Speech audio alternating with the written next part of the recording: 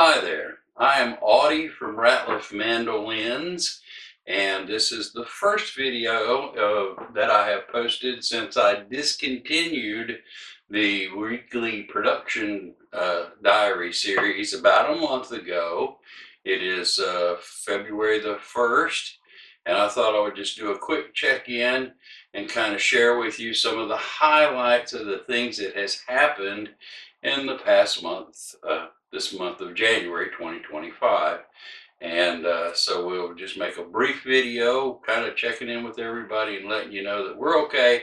And thank you for all the comments that you've made in the past and the folks that have emailed me and stuff and said they sure do wish that I'd put up some more videos, and this is one of them. First thing that's happened that of note or of interest is a friend of mine brought this base by. The neck has been completely torn out of it and the sides are messed up here, but he said you can have it if you want it. And I said, well, don't throw it. He was headed for the dump with it, really. He said, I'm going to take it and throw it in the trash. I said, well, don't do that, let me have it and I'll see what I can't do with it. So there it sits. Maybe a future project, I don't know. Other things that's happened around the shop. Back here in the repair section, this month I have re-glued the bridge on a Martin DM, and I have radiused the fretboard and refretted a Weber mandolin, and I've got another John Schofield mandolin in here to fix right now. So I've been doing a little bit of repair work. And I've been building mandolins. Now for years and years, I've built mandolins in batches of 10. And this year I've decided to cut that in half and see if I can get by with building mandolins in batches of 5.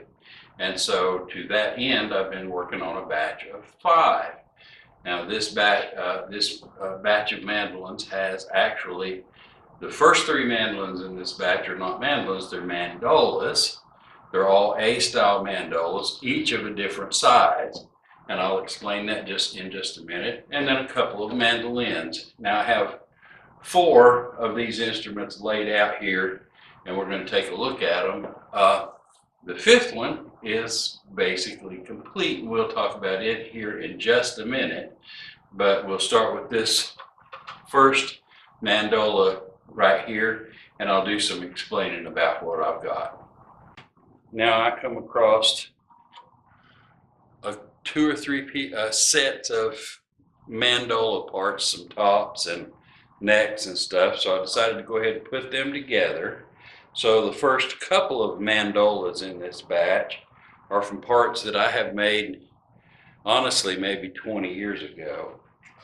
So this mandola, and this is the second one in the batch, is an A style. I've got the F-holes cut and the binding put on, bird's eye maple, back and sides, and I'm fitting the neck in it. This neck is a maple neck, and so I've got them pretty much ready to put the bolts in and glue it. Everything's pretty much in line, and that's where this one ended at yesterday's work day. That one's almost ready to put the neck in. Now this one is commissioned for a fella in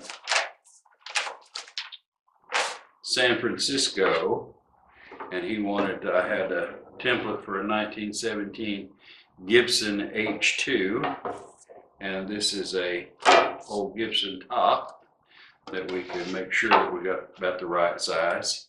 And so we're going to make an A style. This is the top wood for it. I haven't bent the sides or anything. I've got some templates that were taken off of a Gibson H2, a 1917. I don't know what year this top is. And so that's instrument number, basically instrument number 3 in this batch. Instrument number 4 is a left-handed master model going to a fella in Texas. And I have the sides bent, kerfing put in, top finished and put on. And I have the neck getting ready to drill the peg holes in the neck and to get it ready to put in the mandolin, and it needs to be bound. There's the piece of wood that I have laid out for the back, a very curly piece of single piece of maple. So that's a left-handed R5 master model going to Texas. And then this mandolin right here, which is laying here basically in some pieces and parts. The sides are bent and the kerfing is in, and it's ready for a top. This is going to be a country boy that will probably wind up going to one of the music stores. And that leaves the last mandolin that we're going to talk about, which is not really the last mandolin, it's the first mandolin in this batch. And it's not really a mandolin, it's a mandola. But come this way and I'll show it to you. It's this one right here. Now, this mandolin is sort of a, or this instrument is sort of a cobbled up mess. And so let me explain it to you. I have a commission to do the mandola for the fellow in San Francisco. And I had some mandola parts. Now these mandola parts were slightly smaller, cut on a smaller template from in other words, they weren't big enough to actually make an H2, just slightly too small. So I decided to just go ahead and build the instruments anyway and dispose of them however we needed to. And we were hunting for cases as well for this mandola. That mandola, these mandolas, I'm going to build 3 mandolas. And so we ordered 2 or 3 different kinds of cases. And one of those cases fit the H2 size just fine.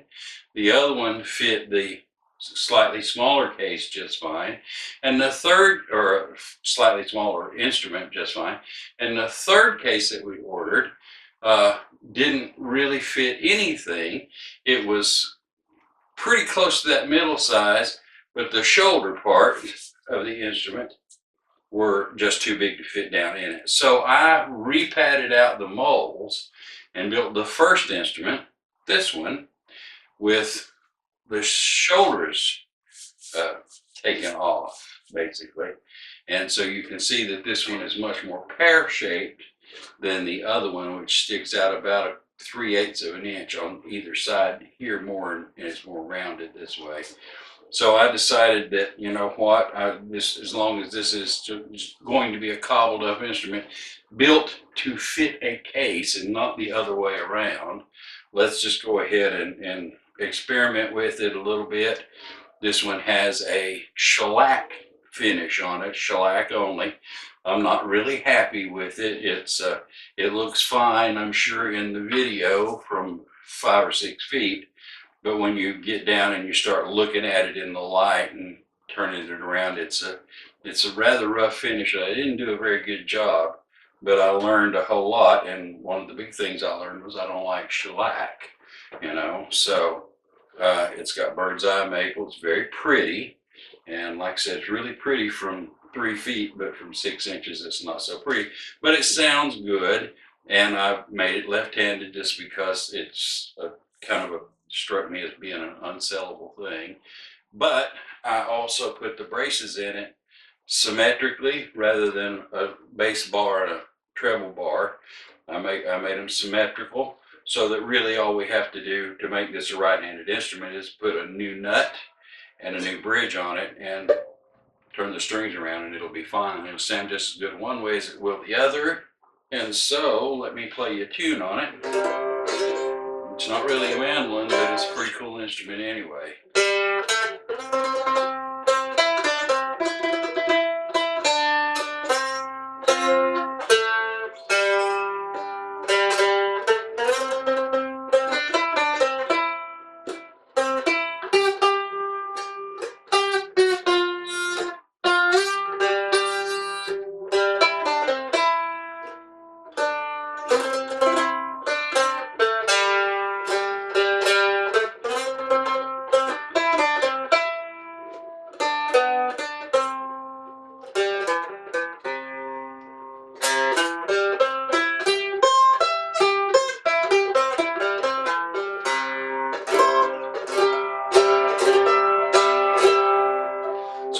just play this one for a while just for the fun of it, and we'll see what happens. I've hung it here, not on one of these hangers where it catches here, because that shellac still seems pretty soft. And so I thought I'd just let it cure there for 2 or 3 months, and we'll see if I can hang it up here without it marking those shoulders. Anyway, that's that instrument right there. Number 1 in the batch. In other news around the shop, this oscillating sander quit oscillating. It still spins, but the part that brings it up and down quit working altogether. As it turns out, there's 2 little actuating rods there that push a piston up and down, and both of the cam parts that push those actuating rods up had broke. It had 2 of them, and both of them had broke. And so I had to order parts for this thing. It was out of service for a week or 10 days and had it all completely apart. And I finally got it back together a couple of days ago, and it's working just fine. And the classic skill router that has cut the neck joints in mandolins on this jig right here for the last pretty close to 30 years finally just give up and died. And so I went to the big box stores and stuff and tried to find one, and couldn't. I found actually used ones on eBay and decided I didn't want to take a chance on those, so I ordered this one from Amazon, and I haven't even taken it out of the box yet. I haven't had time. So this one is going to be fit somehow on these rails, or the rails are going to be moved, and hopefully this plunge router right here will do the job. And if not, I may have to go back to taking the risk on buying a used one off of eBay. We'll see how that works out. And it's been very, very cold this winter, and I have spent a considerable amount of time carrying firewood, hauling firewood, and building fires and maintaining fires. I've spent most of this month in this big room, and there's no heating in this room except for this stove. So that's how I start my morning every day, is building a big fire, and then trying to go in the other part that does have a heater and find something to do in there until this stove heats this room up. So that's taken up a good deal of time this month as well. And so that's pretty much all I can think of that's worthy of sharing as far as events that's occurred in the past 4 weeks. Thank you so much for watching, and I don't know if I'm going to continue to do this on a monthly basis or not, but I just felt like it was about time to at least touch base. And so hope everybody out there is doing okay, and we are okay here, and we'll see you next time on the next episode whenever it comes out. So thanks a lot. Again, I'm Audie, and I'm signing off from Ratliff Mandolins in Churchill, Tennessee, and we'll see you in the future.